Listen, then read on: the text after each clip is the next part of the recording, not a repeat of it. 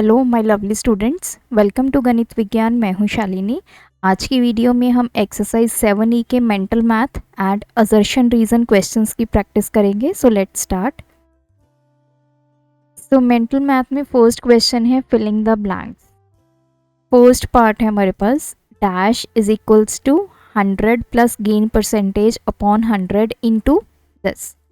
तो ये फॉर्मूला हमारा किसका है? एसपी, क्योंकि ऊपर है 100 प्लस गेन परसेंटेज या 100 माइनस गेन परसेंटेज, तो इस तरफ क्या होता है एसपी, यहाँ पे क्या होगा into CP. So SP is 100 plus gain percentage upon 100 into CP. Discount is always allowed on the dash price. जो डिस्काउंट है हमें किस प्राइस पे मिलता है? हमेशा जो मार्क्ड प्राइस होता है उसी के ऊपर डिस्काउंट मिलता है। थर्ड है dash is equals to marked price minus discount. Marked price में से जब हम डिस्काउंट निकाल देंगे तो जो अमाउंट बचेगी उस पे उस आर्टिकल को क्या किया जाता है? सेल किया जाता है। So that is called selling price.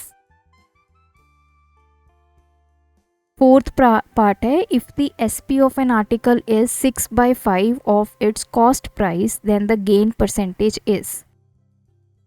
अब जो एसपी है वो हमें कितना गिवन है? 6/5 ऑफ कॉस्ट प्राइस। तो गेन परसेंटेज निकालनी है। गेन परसेंटेज का फॉर्मूला क्या होता है? Gain upon CP into 100। हम सबसे पहले तो गेन निकालेंगे। Gain is SP minus CP. तो एसपी कितना है? 6/5 सीपी माइनस सीपी हो जाएगा। तो गेन की वैल्यू कैसे निकालेंगे? 5 LCM 6 CP minus 5 CP, that is ये 1 आ गया। सो सीपी अपॉन 5, ये हमारी गेन आ गई। तो इसमें वैल्यू पुट करेंगे। गेन परसेंटेज कैसे आएगी? गेन कितना आ गया? सीपी अपॉन 5, डिनोमिनेटर में क्या है? सीपी इंटू 100, तो ये आ गया 20%।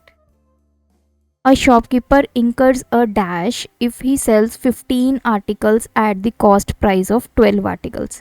तो शॉपकीपर को हमें ये बताना है कि प्रॉफिट होगा लॉस होगा कब? जब वो 15 आर्टिकल इतने में बेचता है जितने 12 आर्टिकल की कॉस्ट प्राइस है उतने में वो 15 आर्टिकल बेचता है। अब मान लीजिए, हम मान लेते हैं कि सीपी ऑफ 1 आर्टिकल, तो एग्जांपल से मैं आपको समझाती हूँ। तो मान लीजिए कि एक आर्टिकल का कॉस्ट प्राइस कितना है? 100। तो 12 का कितना हो गया? 1200 हो गया ना। तो इसने 15 आर्टिकल बेचे कितने के? 1200 रुपये में। सो शॉपकीपर सेल्स 15 आर्टिकल्स। 15 आर्टिकल कितने के बेचे उसने? 1200 के।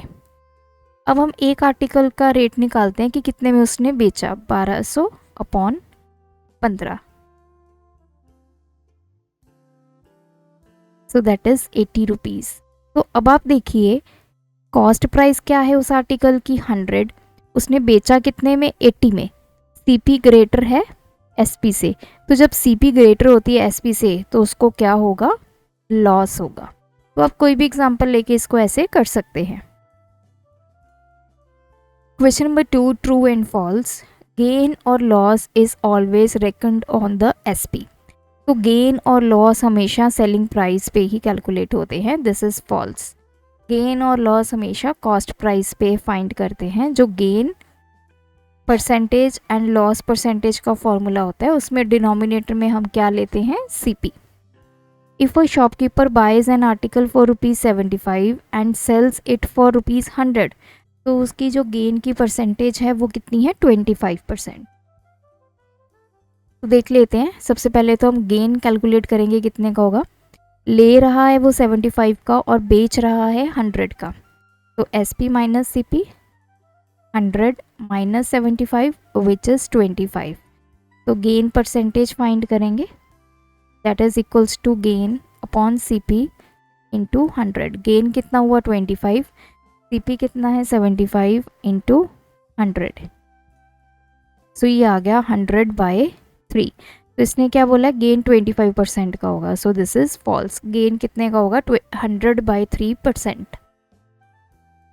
CP इज इक्वल्स टू, तो ये क्या CP का फॉर्मूला है, 100/100 minus loss percentage into SP। Yes, this is true. If no discount is given then the cost price become equal to selling price. अगर कोई डिस्काउंट नहीं दिया जाएगा तो क्या कॉस्ट प्राइस और सेलिंग प्राइस इक्वल होंगे? नो, MP और SP इक्वल होंगे, बिकॉज सेलिंग प्राइस का फॉर्मूला क्या होता है, MP माइनस डिस्काउंट। अगर डिस्काउंट 0 हो जाए तो SP किसकी इक्वल आएगा, MP के इक्वल आएगा। मतलब जो उसके ऊपर मार्क्ड प्राइस है उसी रेट पे वो आइटम जो है वो बेची जाएगी। नेक्स्ट है असर्शन रीजन क्वेश्चन। असर्शन है a man bought a new bicycle for ₹2,50,000। Next year its price decreased by 10%। अगले साल उसका प्राइस 10% से कम हो गया और उसके बाद वाले ईयर में 12% से कम हो गया, तो ओवरऑल जो डिक्रीज है वो 20.8% है। तो ये असर्शन में गिवन है, इसको हमें कैलकुलेट करना पड़ेगा। रीजन पे आते हैं। SP किसके इक्वल होता है, 100 minus loss percentage upon 100 into CP। तो रीजन हमारा क्या है, ट्रू है। अब हम असर्शन को सॉल्व करेंगे। जो प्राइस है वो कितना है, 250,000 रुपीज़। अब बात करते हैं फर्स्ट ईयर की। फर्स्ट ईयर में जो प्राइस है वो डिक्रीज हो गया 10% से। तो पहले तो 10% निकाल लेते हैं। 250,000 का कितना होगा, 10/100 इंटू 250,000,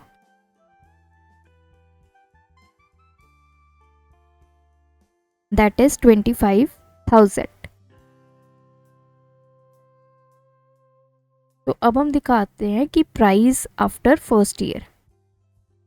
स्टार्टिंग में इतना प्राइस है, तो एक साल के बाद वो कम हो गया 25,000 से। तो फर्स्ट ईयर के बाद कितना प्राइस बच गया उस मोटरसाइकिल का, तो हम इन दोनों वैल्यूज़ को करेंगे सब्ट्रैक्ट। तो 25,000 25,000 ये आ गया 5। फिर 2,25,000 उसकी वैल्यू रह गई आफ्टर फर्स्ट ईयर। अब बात करते हैं सेकेंड ईयर की। सेकेंड ईयर में उसका प्राइस फिर से डिक्रीज हुआ 12% से। तो 12% किसका निकालेंगे, जो फर्स्ट ईयर में प्राइस बच गया उसका 12% कैलकुलेट होगा। 12/100 इंटू 225,000। सो इसको मल्टीप्लाई करते हैं 225।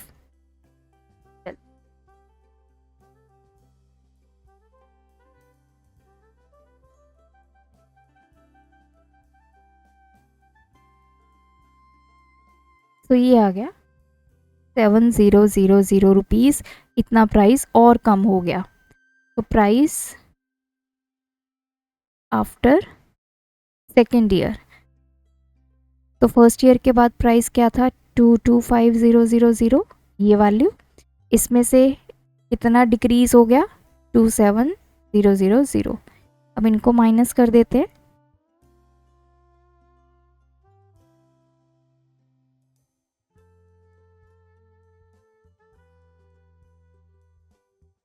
ये आ गया 8, 11 माइनस 2 9, 1,98,000 उसका प्राइस बच गया after second year.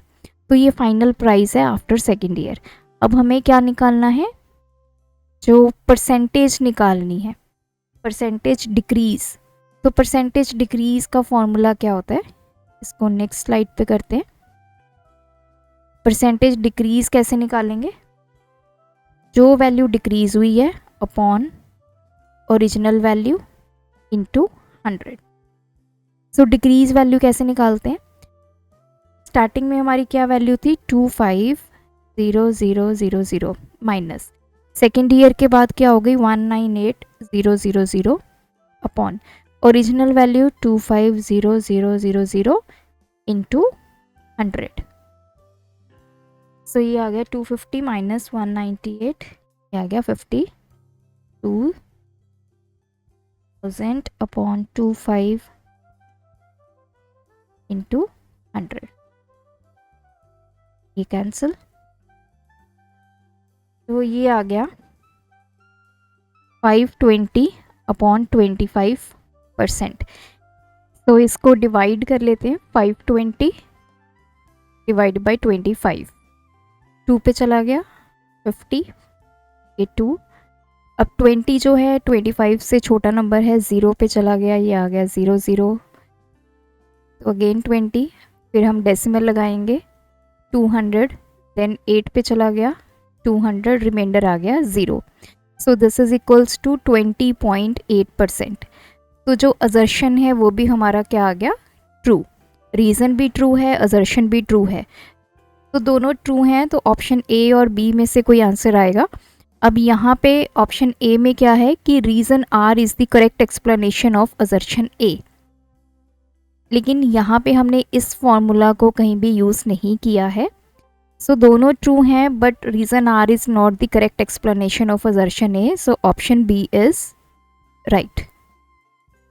Question number 2, assertion है selling price of 9 article is equal to cost price of 15 articles.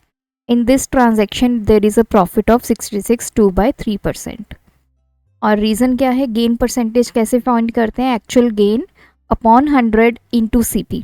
तो देखिए जो रीज़न है वो है फॉल्स, इसका फॉर्मूला क्या होता है, actual gain upon CP into 100। सो रीज़न तो हमारा जो है वो फॉल्स हो गया। सो डायरेक्ट भी हम ये कैलकुलेट कर सकते हैं कि ऑप्शन सी आएगा जिसमें रीज़न फॉल्स है और असर्शन क्या आएगा, ट्रू, क्योंकि रीज़न फॉल्स का कोई और ऑप्शन आपके पास अवेलेबल नहीं है। सो सी इज़ दी ऑप्शन, बट मैं आपको असर्शन ए भी यहाँ पे सॉल्व करके दिखा देती हूँ। मान लेते हैं let CP of 1 article that is X, तो 15 आर्टिकल्स का कॉस्ट प्राइस कितना होगा, 15x आएगा। अब इसने क्या बोला है कि selling price of 9 article, SP of 9 articles किसके इक्वल गिवन है, CP ऑफ 15 आर्टिकल्स। अब हमने SP ऑफ 9 आर्टिकल्स किसके इक्वल आ गया, CP ऑफ 15 आर्टिकल्स हमने कितना निकाला है, 15x। तो SP ऑफ 1 आर्टिकल निकाल लेते हैं, दैट इज 15x बाय 9, तो ये 15x बाय 9 आ गया। सो 3 के टेबल पे 3 5 दा 3 3 दा, ये आ गया 5x अपॉन 3। ये SP आ गया एक आर्टिकल का और CP एक आर्टिकल का कितना है, x। तो हमने प्रॉफिट निकालना है, उसकी परसेंटेज, पहले तो हम प्रॉफिट निकालेंगे। प्रॉफिट किसके इक्वल होता है, SP माइनस CP। SP कितना है 5x अपॉन 3, CP कितना है x। 3 LCM आ गया 5x minus 3x which is equals to 2x upon 3। तो प्रॉफिट की परसेंटेज निकालते हैं, that is equals to profit कितना है 2x अपॉन 3, डिनोमिनेटर में क्या होता है CP की वैल्यू कितनी है x इंटू 100। तो फॉर्मूला जो हमने यूज़ किया है प्रॉफिट या फिर गेन परसेंटेज का, that is equals to profit upon CP into 100। तो ये फॉर्मूला यूज़ हुआ, ये कैंसिल हो गया। सो ये आ गया 200 अपॉन 3%। सो 200 को जब हम 3 से डिवाइड करेंगे 6 पे चला गया 18, 20 आ गया 6 पे चला गया 18, फिर से तो ये आ गया 66 2/3%। तो यही यहाँ पे गिवन है, तो ये हमारा असर्शन क्या हो गया, ट्रू, रीज़न क्या है, फॉल्स। तो सी इज़ द राइट आंसर। तो ये थे आज के वीडियो के क्वेश्चंस, आप भी प्रैक्टिस कीजिए, कोई डाउट है कमेंट ड्रॉप करें। Thanks for watching. बढ़ाना है ज्ञान, फॉलो गणित विज्ञान।